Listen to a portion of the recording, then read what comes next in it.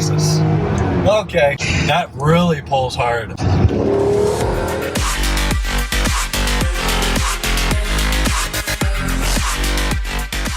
Hey guys, Hallie here. We're here at E39 Source today to get our BMW inspected.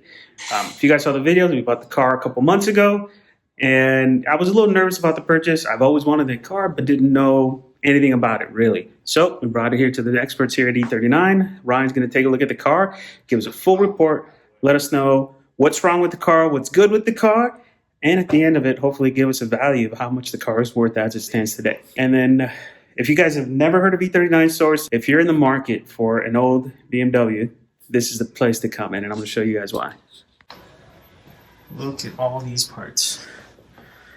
Headliners, everything. So many parts here. So if you're looking to find parts, rare parts for your old E39, you got to call Ryan up, man. He has almost everything already here. And that's just what he has in here. Doesn't even count what he has in the garage. It's mine, baby. Yep, that whole wall is nothing but parts.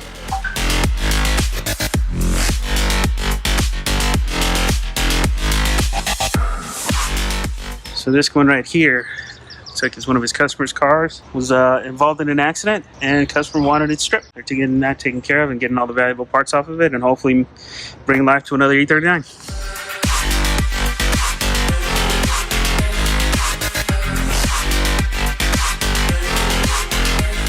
Got the right stickers in the right place. This is the 01 Plus sticker that recommends 5W30 oil as opposed to 1060. I had quite a hard time finding the right oil for this thing, and ended up going with that Castrol Syntex supercar oil. Yeah. You run 530 or 1060? I think I did the 1060, which is what I highly recommend. It's really common to see these firewall trim pieces cracked right here.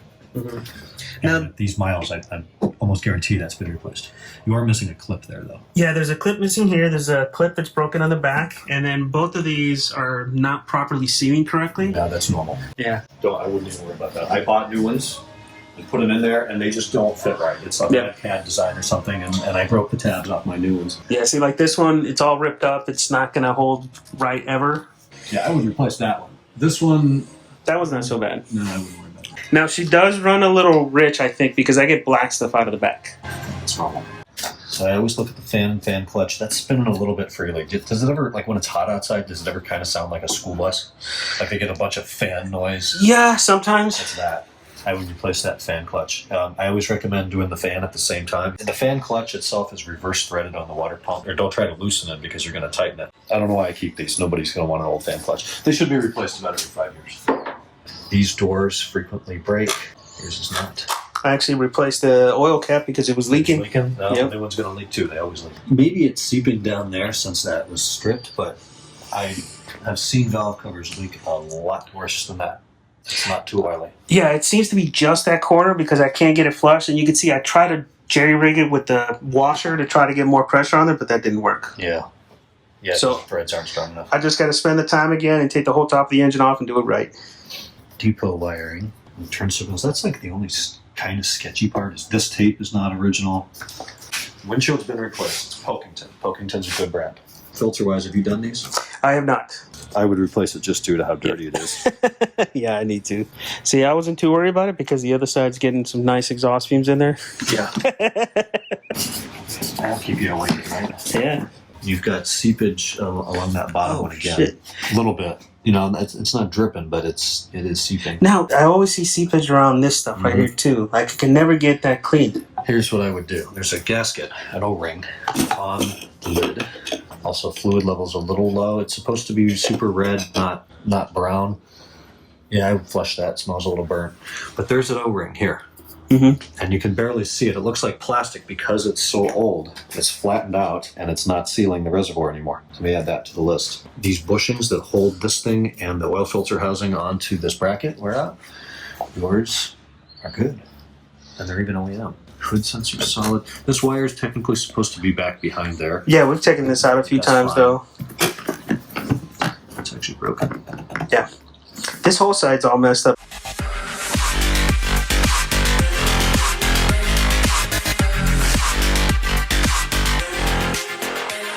A lot of tightness now. I hate how this mirror does it because it's all broken. I have to go in there and let it flip back up, flat for a little bit, and then come back to normal. You don't have any of those, do you? No, they sell. The day I post them, they're usually gone. I've never seen hoods rust, front fenders only ever rust in here. That's clean. A real commonplace is the jack pad, real clean. So is that one. You can see them go here or around the license plate lights. It's all good right there, right? Yep. A little paint blemish, but no corrosion. I've seen this lip rust. Had a broken clip back there. Yeah, you've got a couple of. Yeah. Let's see if I have some of those. I keep a ton of hardware around, so Okay, great. probably hook you up with that. Yeah, because those are expensive. Those are like $5 a pop. This is all good. This all looks great. Really clean jack pads. We'll kind of get a better idea when the thing's in the air, but so far, so good. All of this is really, really clean and rust free.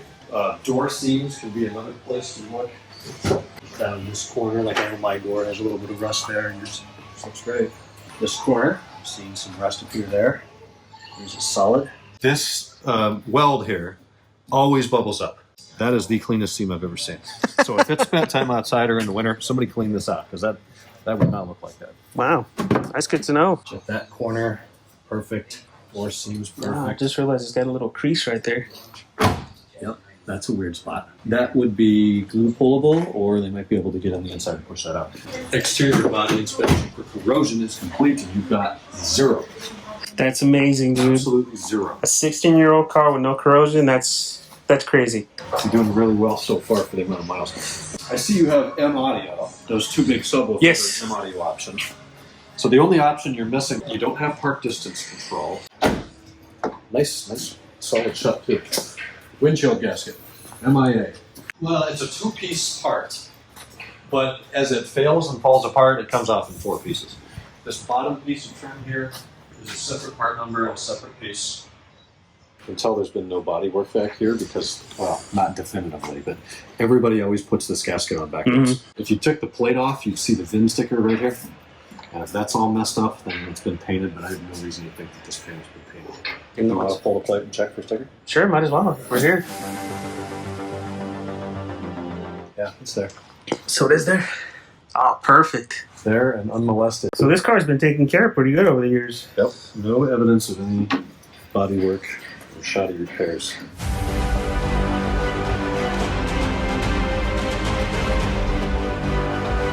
And then we're going to do a tool audit. See what you've got going on in here. Oh, pretty good. Guess what I'm missing that all cars miss? The 10 mil. So US cars skipped this tool. This would be a spark plug socket. And then they skipped this little 10 millimeter socket. They skipped the warning triangle that would sit here. The only tool you're missing is this wrench. Yeah, 10 millimeter. 8 and 10. Let me see if I have one of those things. Oh, dude. You have one. I do. Awesome. It's got to be a meme or something where we found the 10 mil. Found the 10 mil. Look at that. Awesome, dude. Thank you. This is called the sunroof crank. You've got the tow hook. Looks like it's never been used. That's a good side. Your screwdriver here is for 2-piece, which is nice. And then this is actually a wheel hanger tool, because I've never used it for installation, but you put it in one of the lug nut holes and then slide the wheel on there, and it holds the wheel while you fiddle with the bolts. And your nav computer is sitting at a weird angle. Yeah, like I said, there's been some work done here, and none of it has been great. It's like the bracket was incorrectly sandwiched. The amp's not good. That amp, if I were to put the regular radio on it, it would need to be reset twice a week. I would have to reset the whole car twice a week. That's annoying, so. Yes, that's why I went with aftermarket, because it was just too expensive. This isn't broken. It's really common that door breaks, but it's not. And you even have a tire bomb. Wow, look, yours has never even been opened. It's all sealed up. Yep. But this is the tire bomb and inflator. I'm not going to unpackage it, but original and never used, and certainly expired. These canisters only go like 2 or 3 years. You are actually missing a piece of trim. It's supposed to be a styrofoam thing that seats down in there. Let me check my interior inventory. Oh my God, look at all this stuff. Yeah, sorry about the mess, but Dude, headliners, dashboards. Wow. door panels and all these drawers even have stuff in them. So these are M audio front speakers, like what your car has. This is what the speaker cones look like. Yeah, I've opened that up and seen that. Much nicer speaker cone than the stock stuff. The standard non-M audio speaker cone looks like this. Yeah, big difference. Do you have the M audio subs as well? Those sell super fast. Yeah, I know. So that holds it in a little bit better? Yeah, it kind of just fills up the area. It gives you a little tray that you Okay. can use to store stuff.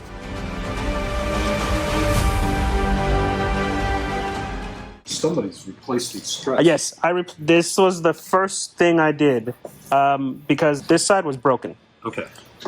These are aftermarket ones. Yes, they're really not springy. original. So these clips, you might have one. Yeah, there's a bad one there. That side's good. It's this one that's messed up. You've got sunshades, so the only option you're missing is parking sensor. Well, yeah, and if you notice, I'm missing the quarter one. Yeah. So it looks like they took them off and never put them back on.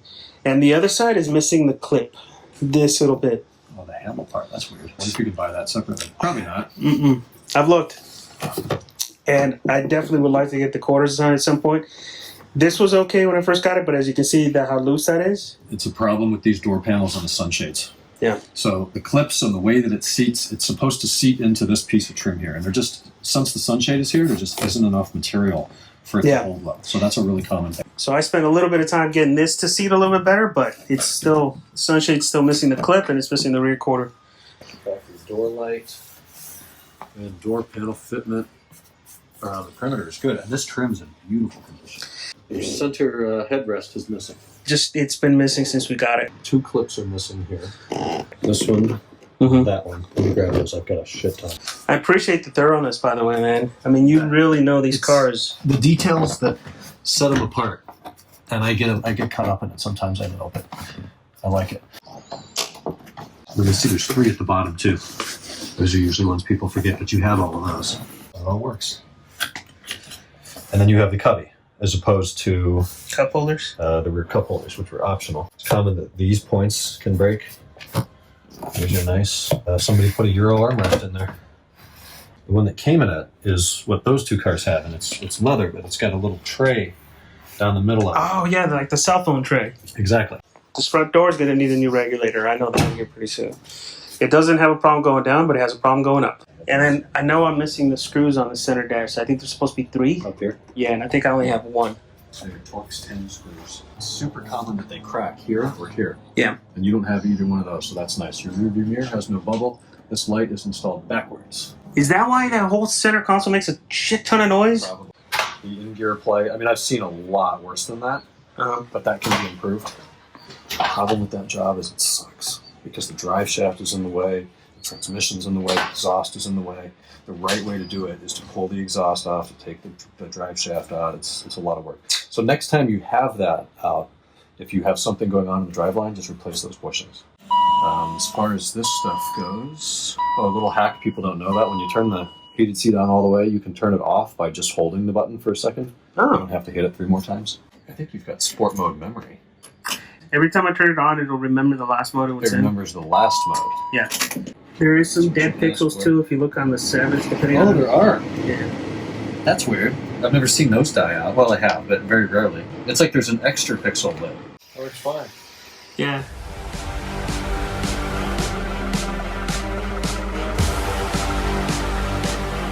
So this is the part that I'm most concerned about. So I did do a diff oil change on this. That was like one of the first things because 225, chances are it's never been done.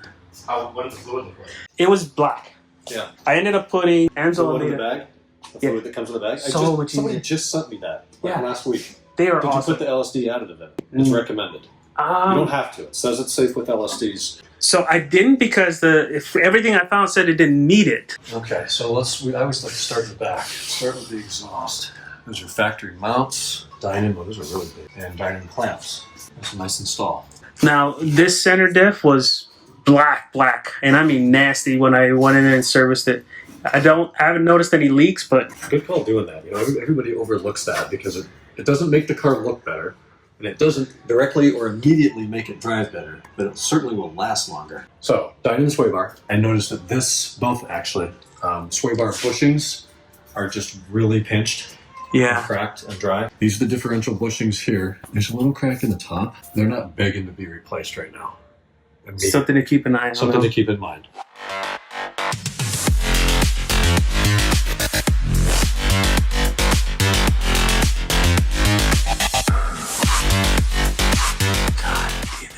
Subframe's real clean. These bushings here suck to replace. And unfortunately, you've got a big crack. No. Yeah, I mean, it's normal with these miles. See that crack right above my thumb? Yep. So I would do this one and I would do this one at the same time because you already have the arm down when you're doing it. BMW does not sell them independently. They want to sell you this entire arm, which if it weren't so damn expensive, I would recommend that because it would be easier to just take this arm out and replace it and put a new one in and probably also do your ball joint here at the same time. Although, at least this one passes a visual inspection. I thought I saw on ECS they had kits to replace all these. The problem is pushing these out. These were never designed to be pressed out. So I actually had to pick up this press, and then I had to go over to Harbor Freight and buy a 20-ton bottle jack. And this 20-ton bottle jack was stressed pushing those bushings out. Yeah, and you have I've to seen buy the a kit videos with the different cups, and Yep. it's intense. And when those things pop out, don't have any feet under there because they'll go through the floor. Fuck, dude, I may have to contract you for that. Yeah, I don't know if I want to do it. I don't blame you. It sucks that much. I see you did the drain and fill plugs. Yes. Good. Which I gotta tell you, man, this is a well-designed diff to have those like that. Then you know the new ones don't. I hear. I know. New BMWs, they're not even. Almost no new cars do that. Front diff mount looks okay. They're a little dry, but they're not open. They're pretty easy to replace though. You might have an axle flange leak. Where did I see that? Yeah, right here. See all this caked oil? Yeah. So there's output seals on the differential that are just a joy to get to. They seep and you just change the fluid. I wouldn't worry about it. I would just wait till that gets worse, honestly. Yeah. In my car. These are the newer style mounts. The old ones are red. These new ones are black. They're tight and not bent, so you're solid there. What is this? Oh, because these are DINAN headers. I'm going to have to take a picture of that. That is beautiful. So these cats have been replaced. There's not supposed to be a cut and clamp here. Mine have been replaced too. These are weird. Why is there a second set of bungs? They drilled new bungs on them? Yeah, I think the guy said that he had it set up so he can do a straight pipe exhaust on here at some point. So I don't know if he had it so that he can do a quick disconnect and remove it and put something else on here. I don't know what. Yeah, something's up with that. Like they plugged up the original exhaust. These are your post-cat O2 sensors. So they plugged up the original bungs and then drilled new ones and then kind of some shoddy welding around that. Up here, trans mounts aren't totally flattened, which is nice. Flex disc, this thing, it's called the Jubo, Guibo, or Flex disc. It is good. A lot of times you see those all cracked up. Unfortunately, we cannot get a visual inspection on this drive shaft center support bearing. It's right about here, so you have to pull the exhaust and the heat shielding to even see it. But there's a center support bearing that's just a bearing and a little bracket that bolts to the chassis. Those very commonly wear and create like ticking noises when you first go in gear or reverse and then forwards. They click because the bearings themselves are worn out. Luckily, I don't have that noise. Now this worries me. Yeah, that's real wet. Yeah, I'm surprised by how much wet I have because I've been so focused on this side, I didn't even notice the wet over here. So it looks to be where the gearbox meets the bell housing. There's not technically a gasket in there. They used kind of a RTV sealant type thing. And my car's doing the same thing. That dries up and then it just kind of seeps. And that's right where you've got your drop. It's a seepage. I mean, your options are remove the transmission, separate them, clean the mating surfaces, put in a new sealant, and seal it up again. That's option one. Option two, leave it. Okay. Option three would be an aftermarket part that a guy in the E39 M5 owners group on Facebook, if you're not part of that, you should be. He makes a product that replaces, there's two little dowel pins somewhere. You pop those out and then you put, it's like another washer and nut, and you can just force the transmission and bell housing closer together, and hopefully that takes up the gap and then it doesn't leak anything. It's not a BMW solution. Is it the best solution? No, but it'll probably work for a while.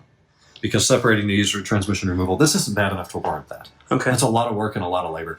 If you haven't changed this fluid, do it. Check the level, make sure it's kept topped off. But this is no worse than my car. How easy is it to change the fluid on this? I know it's just as easy. At all. Just dump it out, but where do we put it back in? Here's the fill bolt up here. It's another, I think it's 17 mil. Okay. You don't have to replace these. I like to. They're cheap enough.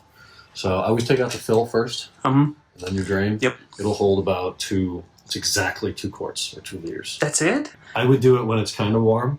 It'll come out better because it's just a different viscosity. Mm-hmm. All right, so I'm definitely going to do that here pretty soon. Yeah, it's cheap. Transmissions always worry me. Transmissions and brakes. Use Royal Purple Synchro Max as your manual MTF, manual transmission. Passenger wishbone ball joints. I'll call it the straight control arm. And these are real easy to replace, but the ball joint can't be replaced independently, so you're going to lose this bushing too. Yeah, because the ball joint's part of the arm. So to get a new ball joint, you got to buy a new arm. And now the new arm is going to come with the stock bushing. Something is funky with that. That is not supposed to be a big welded mess like that? Yeah, I mean, it works. This is the headlight aiming sensor on the suspension. Tie rod. It looks like JB Weld, doesn't it? Yeah, it kind of does. It might be. This tie rod boot is very quickly approaching its end. In fact, that's the center tie rod. So right here, I think it's just that corner. Boom, here we are. It's that corner, and it's coming off of the that corner that I was telling you about. Valve cover. All right. Yeah. So your valve cover, due to the stripped bolt, bottom end of your engine is clean as hell. But like I said, this was black. Yeah. It's black. It used to be black. Now this whole side though is what I'm worried about. I didn't notice this. Yeah, these things suck. So the power steering system is really tricky. The power steering box itself is this big thing here. Yeah. This is the output, and then you've got your Pitman arm that drives the center track rod. You need a center track rod, and I would recommend doing these outer tie rods. See the grease all over this boot here? Mm-hmm. That's torn open and losing grease. If you ever have front... What about the oil right there? Because I noticed oil coming off of it. Power steering fluid. That's the servotronic for the power steering box. So when you hit the sport button in the car, the steering should get a little bit heavier. Mm-hmm. And that's what that servo does. If you feel the difference when you hit the sport button, the servo is working, which is good. And then this is the idler arm, and it has a bushing right here, this little cylindrical part on top. And that can bind. And when that binds, then you get little clicks and clunks and noises in the steering as you go back and forth. Mm-hmm. And it's not a particularly expensive part, so I would replace that. The arm itself is fine. Just do the bearing. So it looks like just based on the age, it's just a refresh of the whole front end, of all the bushings. Yeah, they scrape some stuff too. Well, just because the car's so low. Yeah, those do really hang down, huh? Yep. It's because they're in 4 pieces instead of... Like the factory ones are already in 2 pipes at this point. Mm-hmm. These stay 4 all the way back to here. But otherwise, you get a good bill of health up here with this front suspension. So the power steering lines, there's high pressure lines and there's low pressure lines. And the ones that are easiest to replace are from the reservoir under the hood to here. Yeah. You can replace that line inside, half an hour. There's another line that goes into the cooler to cool the fluid, and it is leaking as well. It's this lower one here. See the drop on that? Yep. And that line goes into the reservoir as well. Those are the 2 lines I would recommend replacing.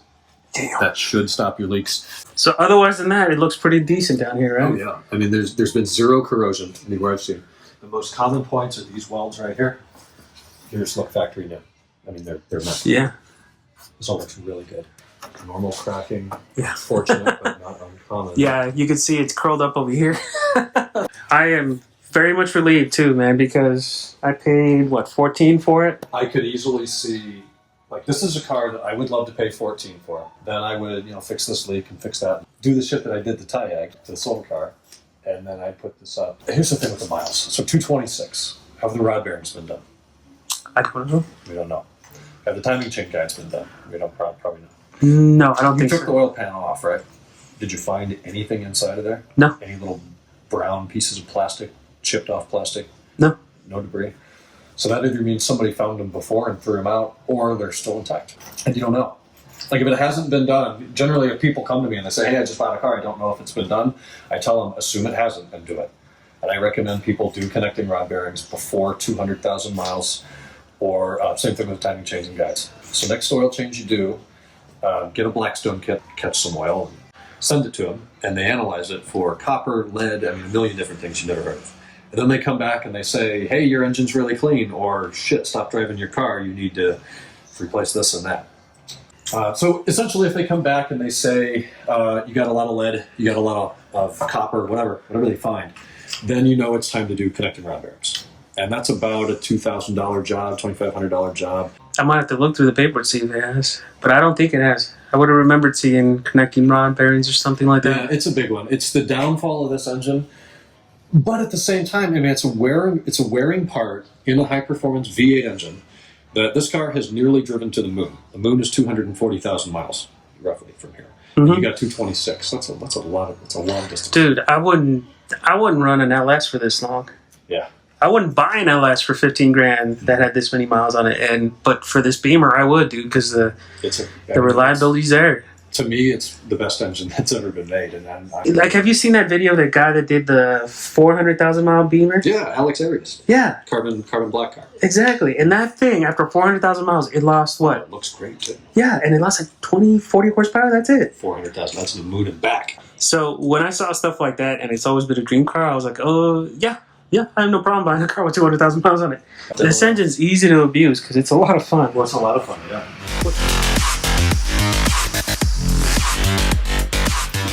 So the first thing we can see here, the VINs match up. So the IKE is this instrument cluster. The EWS is the security system computer, which is behind my left knee. And the VINs are the same. If the car were in an accident and somebody swapped parts around, you might see the VINs being different. So that's a good sign. No foul play there. Then we can just hit scan, and it's going to go through all of the modules and scan for error codes. The ECU, the engine brain, and there's 5 errors in there, and none of them mean anything. So do you want me to clear this stuff or just leave it? Clear it. Right, let's clear it. If it doesn't mean anything, let's clear it. No trouble codes that I would worry about at all in the engine, which is a great sign. SRS, that's the SRS airbag supplementary restraint system.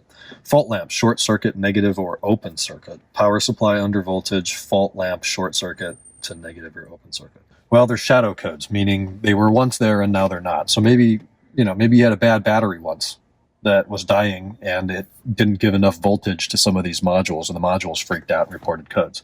That's common. So we did have to disconnect that battery a lot to make that old system work. So that's probably what caused it. It could very well be that. This is just stuff that the LCM has reported in the past. It in no way means that it's a problem right now. Okay, all of that went away and none came back. Okay, here we got a bunch of red. What is this? This is the ZKE, the central body module, aka the general module 3 located behind the dashboard. So servo valve or wire open circuit. Driver's seat back communication error. Central locking mechanism defective passenger door. I disagree. Driver's seat height blocking above wire. If you put somebody that weighed 1,000 pounds in the seat and tried to raise it, the computer would realize that it's taking too much effort to raise the seat, and it throws that code. It's a too fat code. Yeah. Lose weight code. Power up on GM3, DWA alarm. Let's clear all of this and see what returns. So the only one that comes back is wire, WI2 or wiper relay 2. Wipers work. Yeah, I wouldn't worry about it then. Radio. It doesn't have one. Power supply from antenna. Among other things. Because it's not connected. Yeah. SCM, the switching center, that's this. Button seat heating, right permanently switched. Wife has a good plan. She says it warms up nice. This could have been 10 years ago. These codes have been in here forever. Do you notice at night, are the headlights aimed properly, or are they're way down at the ground? No, they're like all over. She's cockeyed right now. That's one of the projects that I'm trying to get to, is seeing there and tune them in, but yeah, they're definitely not straight. Although we just cleared it, none of the errors came back. It is JB Weld.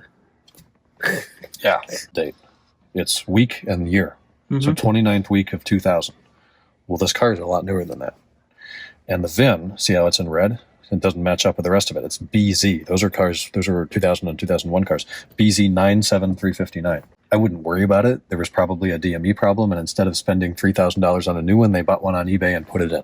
Okay. It's fine. But I'm always curious to see what car it came out of. This came out of a 2000 M5 Le Mans Blue, and then it's always interesting to go and Google that VIN and see what we find out about it. It was wrecked. Salvage title. Is this the right car? It was a DINAN. Yeah, this is it. It was an S3. That was a $70,000 package in 2000. DINAN, I mean, that's a supercharged car. The Stage 3 has a 600 horsepower supercharged version of this engine. Had 81,000 miles. Like, it was for sale in Chicago for 40 grand. Dude. There's a phone number in there. You should call and be like, what did you do to your car and why do I have your ECU in my car? What the hell, man? There's only 33 of them made by DINAN. These cars are worth 150 grand now. He was selling it for 40. Why you have his ECU is a bit... Maybe when you supercharge it, you have to replace the ECU with a DINAN one? I don't know. And then he sold this one, and whoever owned this car bought it? I mean, that's pretty cool, actually. This guy's engine computer is right there, under the dashboard now. Worthless little fact, but nonetheless, there it is. Sweet. We didn't find anything in there that I would recommend that you address, which I'm impressed and happy about. Everything works. That's pretty cool. I'm going to flip that light around because that is driving me nuts. That is wrong. Somebody took that thing out and put it in backwards. You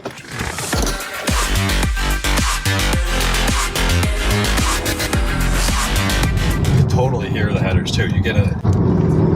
Wow, like all that's all header. Dude, wait till you get it to the higher RPMs. It sounds like a race car. I don't know. I don't think I've ever driven. This is dangerous. I've never driven one of these for that. You're making me spend $5,000 this weekend. So, well, things are still cold. The difference is I can tell over my car. I can totally hear the headers. You get more airflow noise, more muscle car sound up front. But then it all goes away. When you want to be good, it goes away. But even at low RPMs, you breathe on the throttle again, and you can just hear it breathing. I'm just trying to think like what DINAN was aiming for, because they wanted more power, they wanted an aggressive header, but they also wanted to still permit you to kind of drive this car every day. When you really get into it, it kind of feels like a turbo car, the way the power comes in all of a sudden. Because it really comes alive over 3,000 RPMs when you really want to push it hard, and you quickly go from 3,000 to 7,200 in no time. And does it go to 7,200? Oh yeah. Stock is 7,000, so somebody did a RPM increase or a limiter increase. Yep. Probably the DINAN 2. DINAN 2, and I think takes you all the way up to 7,200. Can we beat the 328 XI? That's the question. If I don't stall it, the answer is yes. No contest. I'm not great at that throttle. Oh my god. Oh, the clutch plate's hard. Oh, Jesus. Okay. That really pulls hard above that 3,500. Oh yeah. I'm telling you, it feels like a turbo. Yeah. And it does. It builds like a lot. Holy shit, even more. Yep. That's awesome. And that noise it makes too. Yeah. I love that noise. You can hear so much. You can hear it breathing so well. And it's not even induction. It's just the exhaust is, I don't know if they're thin wall headers or just the enhanced airflow. Yep. That's a noticeable difference. It pulls so hard that I did a pull like that with my buddy in here, and it blew his sunglasses off his head.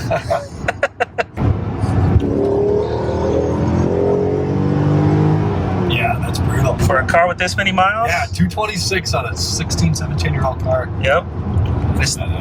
Have you ever had a dyno or ever seen a dyno result? No, I got a buddy of mine that says that I should, and after the inspection you just gave me, I may do it just to see what it's pulling.